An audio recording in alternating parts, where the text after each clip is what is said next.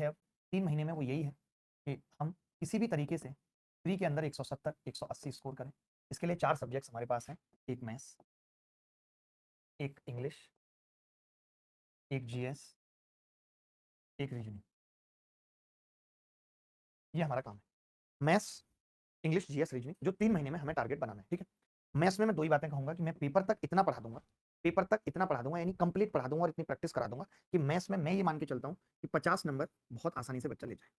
कोई बच्चा ऐसा है जो क्लासेस पे ज्यादा फोकस नहीं करना चाहता है, तो मैं सुबह तो मैं 2 चीजें पढ़ा रहा हूं। एक तो मैंने कहा आपको मैथ्स में जो टारगेट रखना है वो ए टू जेड क्वांट बैच रखना है, जो बहुत बेसिक और बहुत आराम आराम से चल रहा है। अगर आप अगले साल के लिए सीजीएल की तैयारी कर रहे हो तो आपको कोई टेंशन नहीं लेनी, ये उनके लिए है, उनकी टेंशन है जो अभी पेपर देने वाले हैं दिसंबर में, ठीक है। तो ए टू जेड क्वांट काफी है। इसके अलावा आप चाहो तो मेरी सुबह 8 से 9 जो फ्री प्रैक्टिस क्लास है, जिसके अंदर मैं प्रीवियस ईयर क्वेश्चन 4 साल के करा रहा हूँ। इसके अंदर क्या है कि अगर आप चाहो तो ये काम खुद से भी कर सकते हो। आप अगर मेरे साथ नहीं प्रैक्टिस करना चाहते तो आप खुद से भी कर सकते हो, बट खुद से में यही होता है कि बच्चे करते नहीं और चीजें पेंडिंग होती चली जाती हैं। यहाँ गारंटी है कि आप इस बहाने सुबह 8 बजे जग जाएंगे। लिंक डिस्क्रिप्शन में रहता है हमेशा इन फ्री क्लासेस का। मुझे लगता है मैथ्स में इसके अलावा कुछ करने की जरूरत नहीं है। फिर भी कोई ऐसा बच्चा है जिसको नहीं अगले साल पेपर देना है और अगले साल वो कुछ भी सीखना चाहता है और उसको और भी किसी क्लास में आना है या और भी किसी सब्जेक्ट्स के लिए कोई कोर्स लेना है, कोई हेल्प चाहिए, तो मैं हमेशा 2 नंबर लिखता हूँ, फटाफट से लिख देता हूँ। इन नंबर पे व्हाट्सअप करके भी आप बात कर सकते हैं। बट मैथ्स के लिए इससे ज्यादा कुछ और बताने की जरूरत मुझे नहीं लगती। मैथ्स के लिए इससे ज्यादा कुछ और बताने की जरूरत नहीं है, ठीक है। A to Z quant math sufficient है। मैं इसकी क्लासेस थोड़ी सी टाइमिंग चेंज करके आधा घंटे ऊपर नीचे इसकी क्लासेस भी एक दिन करके और लंबी लंबी लेके आने वाला हूँ, 2.5 घंटे 3 घंटे तक, ताकि हम जल्दी से इसके बाद फटाफट फटाफट टॉपिक निपटाएं, ठीक है। अब क्लासेस की टाइमिंग थोड़ी और बढ़ाऊंगा। आप नहीं देख पाते, आपकी प्रॉब्लम है कि आप 2 घंटे नहीं बैठ सकते एक जगह, ये आपका इशू है, हमारा नहीं, ठीक है भाई। कमेंट आगे बढ़ा देना। इसके बाद बात आती है इंग्लिश की कि इंग्लिश में क्या करना है। जो बच्चे ऑलरेडी कहीं ना कहीं किसी न किसी पेड क्लास में पढ़ रहे हैं, जिनकी तैयारी भी बहुत अच्छी है, जैसे लाइक कोई मेरी क्लास में पढ़ रहा है अकेडमी पे सुबह 8 से 10, मैंने उन बच्चों को टारगेट दिया है कि अगर आप प्रैक्टिस के लिए मेरी किसी क्लास में आ रहे हो, किसी भी टीचर की किसी भी पेड क्लास में जा रहे हो, तो आप ये टारगेट मान लो कि आपको 20 से 30 बुक है उस क्लास के बीच में याद करनी है। 20 से 30 बुक है। अगर आप मेट्रो में ट्रैवल करते हो, आप कहीं भी जाते हो, तो आपका टारगेट होना चाहिए कि आज के ट्रैवलिंग में मैं 30 से 40 बुक याद करके घर लौटूं। यानी आपको वोकैब अपने खाली टाइम में याद करनी है। आप ट्रैवलिंग कर रहे हो, आप कुछ भी कर रहे हो, आप वोकैब सुन के याद कर सकते हो, पॉसिबल है।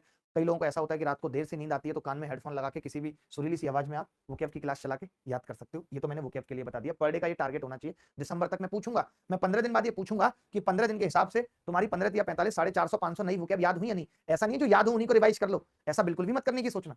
और ऊपर से मैं ये कहूंगा, रोज जिन लोगों की इंग्लिश वीक है, वैसे मैक्सिमम लोग जो हमसे पढ़ रहे हैं उनकी इंग्लिश वीक है, मैं इनके लिए कहूंगा कि आप एक सेक्शनल इंग्लिश का मॉक टेस्ट रोज लगाओ। सेक्शनल इंग्लिश, ये कई सारे प्लेटफॉर्म पे आपको मिल सकता है, अकेडमी पे भी, कहीं भी जहां आपको मिलता है। अगर आपको नहीं मिलता और आपके पास कोई एमबी पब्लिकेशन या कोई भी और किताब है जिसके अंदर 25-25 के सेट है, तो लेटेस्ट 4 साल का रोज एक सेट लगाना है इंग्लिश का।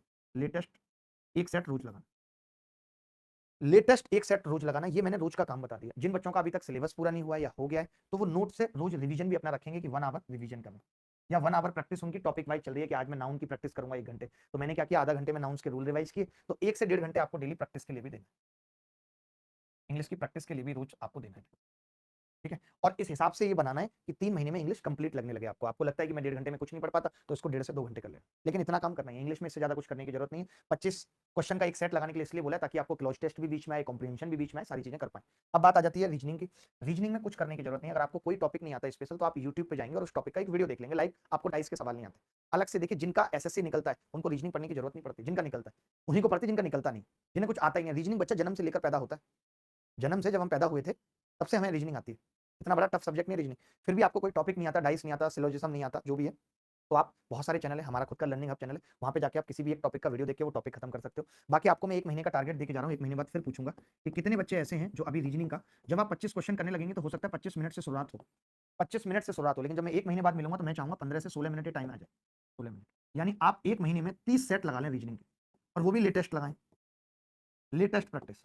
इसके अलावा रीजनिंग में कुछ करने की जरूरत नहीं है। कोई टॉपिक नहीं आता तो उस पर टाइम दे सकते हैं, अदरवाइज रोज 1 सेट 2 सेट 3 सेट जितने भी लगा सकते हैं लगा के, किसी दिन 2, किसी दिन 3, किसी दिन 1, आपको ये 25 मिनट का टाइम 15 से 16 मिनट पे लेके आना है। अगर आप ले पाए तो आप सिलेक्शन के करीब हो, वरना जैसे पहले थे वैसे अभी भी गरीब हो, अगर ये नहीं करोगे तो। इसके बाद मैंने कहा जीएस बच गई, तो जीएस में मैं थोड़ा अलग से अगले पेज पे बता देता हूँ, फिर फटाफट से टॉपिक पे आते हैं। क्या करना है 3 महीने के टारगेट्स में। आज से अभी करंट अफेयर नहीं पढ़ना। करंट अफेयर का टारगेट हमने बनाया कि हम नवंबर में पढ़ेंगे और 1 साल का करंट पढ़ेंगे। उस वक्त बहुत सारे टीचर्स के वीडियो आएंगे और वो सब टीचर्स बताएंगे 1 साल का कंप्लीट करंट रिवाइज करो, एक दिन की 6 घंटे की मैराथन में कंप्लीट करंट रिवाइज। तो उस वक्त हम 1 साल का करंट पढ़ लेंगे, और करंट सिर्फ पढ़ेंगे नहीं, उसके लिए प्रैक्टिस भी लगाएंगे। अगर कोई टीचर प्रैक्टिस करा रहा होगा उस वक्त, मैं बोल दूंगा 1-2 को तो बात करके कि वो प्रैक्टिस करा दे, नहीं तो फिर हम एक और कोई किताब भी आती है स्पीडी करंट, वो नवंबर में ही करेंगे, लेकिन अभी कुछ नहीं करेंगे, नवंबर में ही करेंगे, क्योंकि तभी फायदा है। यानी आज से करंट बंद, 3 महीने तक करंट कब करेंगे, नवंबर में, पेपर से 10-15 दिन पहले, ठीक है। और बहुत टाइम इसके अंदर नहीं लगेगा, 20 से 20 घंटे मैक्सिमम है पूरा करंट याद करने के लिए, रिवाइज करने के लिए, तो ये हम नवंबर में ही देंगे, अभी से नहीं, ठीक है। अभी से क्या करेंगे, अभी से हमने अगर पॉलिटी पढ़ ली है पूरी, तो हम रिवीजन स्टार्ट करेंगे। जैसे घटना चक्र की किताबें आती हैं, एसएससी की प्रीवियस ईयर, पीसीएस की दोनों, तो इससे हम सवाल करना शुरू करेंगे, क्योंकि खाली पढ़ना काफी नहीं है। हर बच्चे को जीएस समझ में आ जाती है, सबको आ जाती है। अगर पढ़ने से सॉल्यूशन मिल गया होता, जीवन सफल हो गया होता, तो आज सास बहू का झगड़ा खत्म हो गया होता। क्योंकि सास लगातार सालों से रामायण और महाभारत पढ़ रही है, गीता पढ़ रही है, लेकिन फिर भी सास बहू का झगड़ा खत्म नहीं हो रहा। सिर्फ पढ़ने से काम नहीं चलेगा, सिर्फ सिलेबस खत्म करने से काम नहीं चलेगा। आपने पढ़ लिया, जब तक प्रैक्टिस आपकी नहीं होगी, इंप्लीमेंटेशन आपका नहीं होगा, तो कोई फायदा नहीं। आप पेपर में सवाल आते हैं, बच्चा ऐसे ऐसे करता रहता है, ये होगा, ये होगा, ऐसे तीन ऑप्शन होते हैं उसके दिमाग में। तीनों ही मुझे तो सही लग रहे हैं, क्या करूं? चलो चौथा लगा देता हूं जो बिल्कुल गलत है। कोई एक देखना था, तीन एक जैसे लग रहे थे, गलत हो गया सब। अब वो जय माता दी का जमाना नहीं है कि एक दो तीन जय माता दी, ये सही हो गया।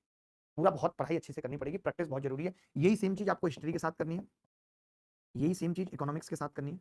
ये तीन तो पढ़ के जाने ही पड़ेंगे। इसके अलावा अगर आप पढ़ना चाहें तो एनसीईआरटी का सार मैं पहले से ही कह चुका हूं आपको कि एनसीईआरटी का सार आप पढ़ सकते हैं। ठीक है, किसी भी किताब से जो आपको लगता है कि मार्केट में आती है, एनसीईआरटी की किताब के लिए साइंस फॉलो कर सकते हैं। और साइंस फॉलो के साथ फिर प्रीवियस ईयर क्वेश्चन प्रैक्टिस बहुत मायने रखेगी, बहुत जरूरी है, ताकि आपको पता चले कि जो आपने पढ़ा है वो काम का है नहीं। क्योंकि साइंस में कुछ भी पूछा जा सकता है, साइंस को समझना बहुत जरूरी है। और अब इतना वक्त नहीं है कि हम साइंस की कोचिंग में 3 महीने खराब कर दें, 3 महीने तक साइंस पढ़ रहे हैं। नहीं, कोई भी नोट्स या एनसीईआरटी का सार, सार में क्या होता है कि सब कुछ कवर हो जाता है, कुछ बचता नहीं है, इसीलिए बोल रहा हूँ।